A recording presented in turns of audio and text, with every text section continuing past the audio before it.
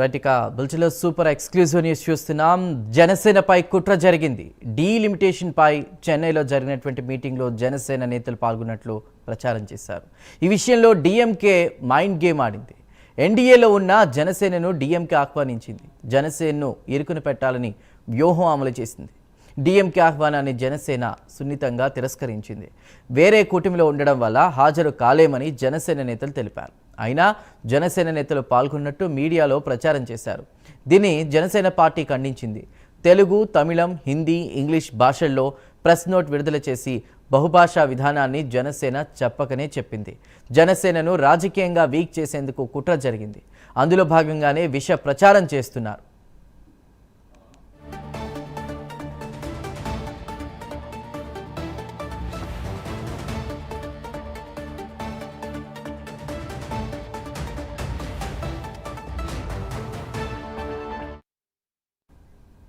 జనసేనపై కుట్ర జరిగింది.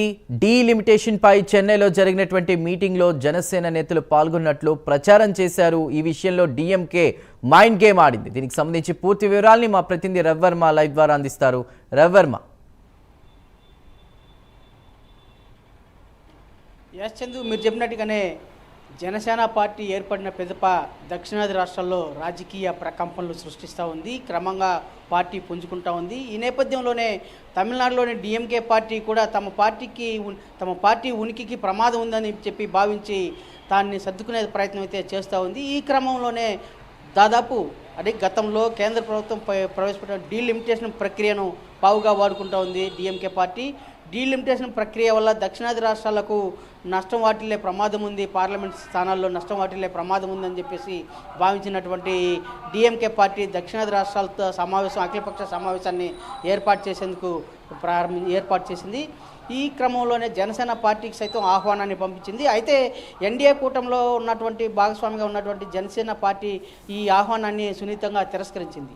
అయితే దీనిని పక్కన పెట్టి జనసేన పార్టీ కూడా సమావేశంలో చెన్నైలో జరిగిన సమావేశంలో హాజరైందని చెప్పేసి డిఎంకే పార్టీ మైండ్ గేమ్కు తెరలేపింది. ప్రధానంగా జనసేన పార్టీ ద్వారా డిఎంకే పార్టీకి ముప్పు ఉందని చెప్పేసి వాటిని గ్రహించినటువంటి డిఎంకే పార్టీ ఇలాంటి మైండ్ గేమ్కు తెరలేపింది. ఈ నేపథ్యంలోనే జనసేన పార్టీ ఒక ప్రకటన విడుదల చేసింది. తాము ఈ డిఎంకే పార్టీ ఏర్పాటు చేసినటువంటి అఖిలపక్ష సమావేశానికి తామేమీ హాజరు కావటం లేదు, తమ నిర్ణయాన్ని మరల త్వరలో ప్రకటిస్తామని చెప్పేసి పేర్కొనింది అనమాట. అయితే ఈ క్రమంలోనే డిఎంకే పార్టీ తమ ఉనికికి ప్రమాదం ఉంది జనసేన పార్టీ తరపున అని భావించినటువంటి డిఎంకే ఇలాంటి మైండ్ గేమ్ కార్యక్రమాలకు తెరలేపిందని భావించవచ్చు. ముఖ్యంగా ద్రావిడలలో ప్రధానంగా పెరియార్ ద్రావిడ కల్చర్ ఏర్పాటుకు పోరాటం చేసినటువంటి ప్రముఖులైనటువంటి పెరియార్ సైతం సనాతన ధర్మాన్ని ప్రతి ఒక్కరూ ఆచరించాలని చెప్పేసి అప్పట్లోనే ప్రకటించారు. అయితే అలాంటి ధర్మాన్ని ఇవాళ పవన్ కళ్యాణ్ సమాజంలో ధర్మానికి చెడు ప్రమాదం సంభవిస్తూ ఉందని చెప్పి భావించినటువంటి పవన్ కళ్యాణ్ ఇవాళ ధర్మాన్ని పరిరక్షించాలి, భారతదేశంలో హిందూ ధర్మ పరిరక్షణకు తాను ముందండు ఉంటాను, నడుం బిగిస్తానని చెప్పి ప్రకటించినటువంటి పవన్ కళ్యాణ్ పిలుపుతో దేశవ్యాప్తంగా ఉన్నటువంటి ధర్మబద్ధంగా వ్యవహరిస్తున్నటువంటి సనాతన ధర్మానికి కట్టుబడి ఉన్నటువంటి అందరూ కూడా మద్దతు పలుకుతూ ఉన్నారు. ఈ నేపథ్యంలోనే దక్షిణాది రాష్ట్రాల్లో ఇటు తెలంగాణ, ఇటు ఆంధ్రప్రదేశ్, అలాగే కర్ణాటక, తమిళనాడు రాష్ట్రాల్లో కూడా పవన్ కళ్యాణ్ పిలుపుకు అనూహ్యమైన స్పందన వచ్చింది. ఈ స్పందనను చూసినటువంటి డిఎంకే పార్టీ తమ పార్టీకి ముప్పు ఉందని చెప్పి గ్రహించే ఇది పవన్ కళ్యాణ్ మీద కుట్రపూరిత రాజకీయాలకు తెరలేపిందని భావించవచ్చు.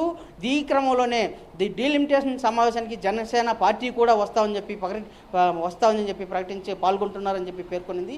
అయితే అలాంటి తప్పుడు ప్రకటనలు చేస్తూ ప్రజలను మభ్యపెట్టే విధంగా మైండ్ గేమ్కు తెరలేపినటువంటి డిఎంకే పార్టీ విధానాల్ని ఇప్పుడు ఒక్కొక్కటిగా ప్రజలైతే గుర్తిస్తూ ఉన్నారు. నిన్న జరిగినటువంటి ఈ డీలిమిటేషన్ మీటింగ్ సమావేశంలోనే జనసేన పార్టీ వచ్చినట్లుగా పేర్కొన్నారు. అయితే రాలేదు అని చెప్పేసి జనసేన స్పష్టం చేయడంతోనే ధర్మబద్ధంగా వ్యవహరిస్తున్నటువంటి ఒక వర్గం పూర్తిగా డిఎంకేకి దూరం అవుతుందని చెప్పేసి భావించే ఇలాంటి కుయుక్తులకు కుట్రలకు తెరలేపిందని చెప్పి భావించవచ్చు. దీని పట్ల జనసేన తీవ్రంగా స్పందించింది.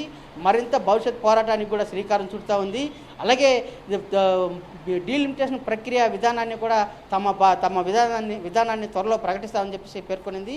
అదే కాకుండా దక్షిణాది రాష్ట్రాల్లో సనాతన ధర్మ పరిరక్షణ కోసం మరో పవన్ కళ్యాణ్ శ్రీకారం చుట్టి యాత్ర కూడా చేసేందుకు సన్నద్ధమవుతున్నారు. ఈ రాజకీయ ప్రకంపనల నుంచి బయటపడేందుకే జనసేనను తట్టుకొని నిలబడేందుకే డిఎంకే రకరకాల కుయుక్తులు కుట్రలు పడుతూ ఉందని చెప్పేసి భావించవచ్చు. ఆ కుట్రలో భాగంగానే నిన్న మీటింగ్కి రాకపోయినా కూడా వచ్చినారని చెప్పి ప్రకటించుకోవడం, ఇలాంటివన్నీ కూడా పరిశీలిస్తూ ఉంటే డిఎంకే పార్టీకి తమిళనాడులో ఉనికికి ప్రమాదం ఉందని చెప్పి భావించి డిఎంకే తన తప్పులను సరిదిద్దుకునే ప్రయత్నం అయితే చేస్తూ ఉంది. తమ పబ్బం గడుపు రాజకీయ పబ్బానికి పునరావృతం అయ్యేట్టుగా చర్యలు చేపడతామని చెప్పేసి భావించవచ్చు చందు. ఈ నేపథ్యంలోనే జనసేన పార్టీ తన నిర్ణయాన్ని భవిష్యత్తులో ప్రకటిస్తామని చెప్పేసి కూడా పేర్కొంటూ నిన్న 4 లాంగ్వేజ్ల్లో తన ప్రకటన కూడా విడుదల చేసింది. దానికి తాత్కాలికంగానే ఇదే భావించాలని చెప్పి తెలుస్తుంది Chandu. Right Ravi Varma, thank you for the updates.